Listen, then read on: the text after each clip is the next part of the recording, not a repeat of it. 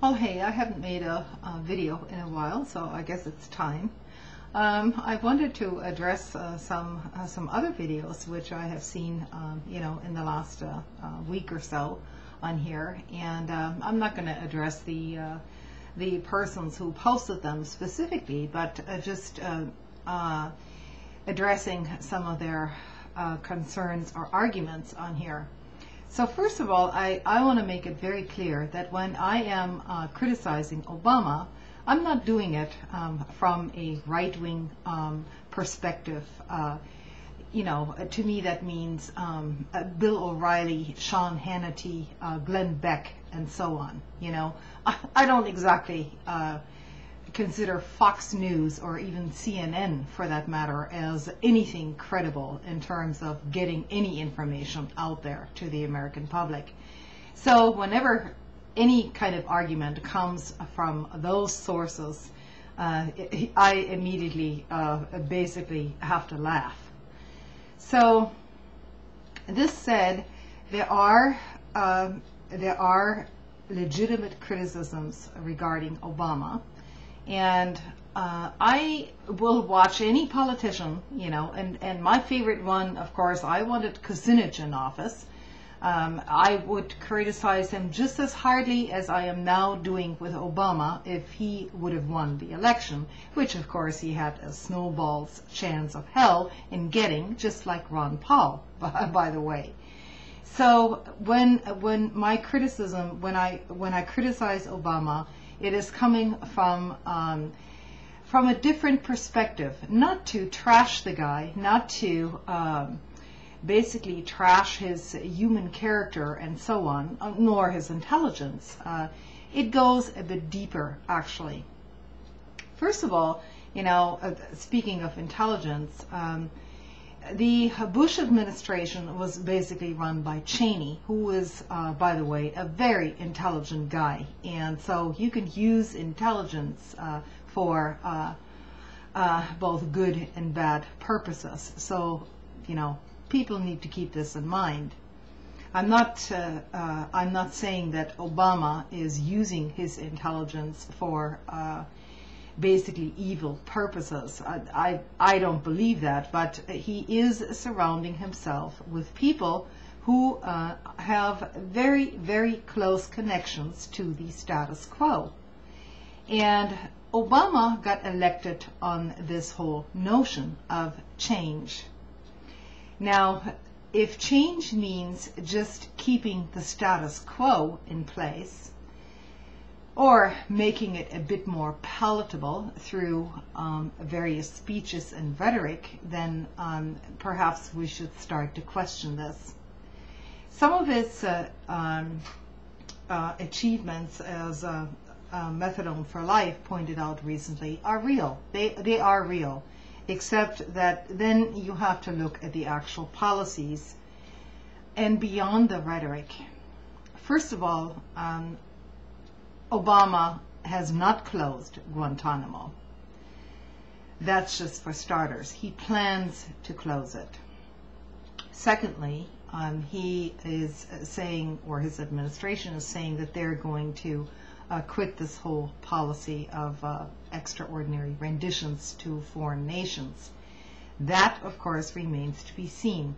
These policies have not been set into place. And if you can believe anything coming from official CIA sources, the same sources which told you that Iraq had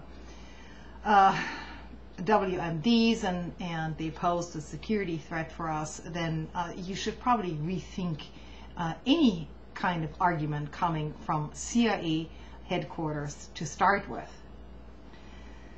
The Obama's FISA vote is not all that surprising, because now that he's sort of supporting, or I should say vehemently supporting, Bush's decision to spy on Americans, and even going beyond the legal level that Bush posed, that is not at all a surprise to anyone who has followed Obama's campaign, because essentially his voting record shows very clearly that Obama supported the FISA legislation.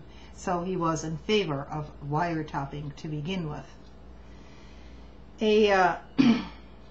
A politician who gets elected on the platform of major change and then only changes the rhetoric on the surface doesn't exactly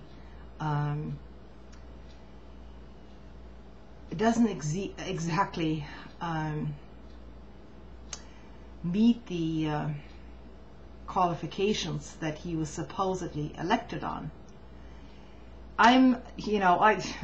People who say that Obama is a socialist or communist are completely uninformed about the nature of socialism or communism, for that matter, because nothing could be even further from the truth.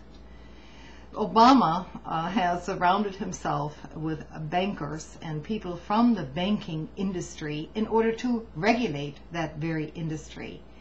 And at the same time, while getting the support of unions during his election, he has not said one word about, let's say, supporting the Employees Free Choice Act, or anything of that matter. He stays basically under the radar screen as much as he can.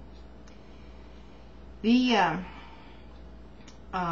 issue of labor and capital is an important one to address, and especially since he was elected basically on the premise that he was going to help the basic American worker, employee, and so on. But at the same time, his administration and he himself goes to the G20 and continues this talk about free trade. Now, if you know anything about free trade, it has two sides to it. One of them being that global free trade is not in favor of any labor regulations anywhere. So if we want to protect our manufacturing sector here in the United States, or for that matter, even our service sector, all of these jobs are now being outsourced, then there need to be some restrictions on free trade. Yet Obama says, no, I totally support free trade. This is what he's saying. Now let's see what he will actually do with this. Free trade, is in principle it's a good thing, because basically it doesn't have any politics involved and so on the surface. But if you believe that the free market and free trade is somehow fostering democracies all over the world, then all you need to do is look at Thailand today with the riots going on there. And that's just one minor example. If workers in our industries here in the United States are to be viable in the global market, then they do need to be protected at some level. That doesn't mean outright exclusion of imports and so on. But the entire policy needs to be rethought from the ground up, and no one is even addressing this. No one is even addressing this. And yet I have so many people, so many subscribers of mine who are vehemently opposed to NAFTA. Now, NAFTA itself is part of free trade, and it has cost many American jobs.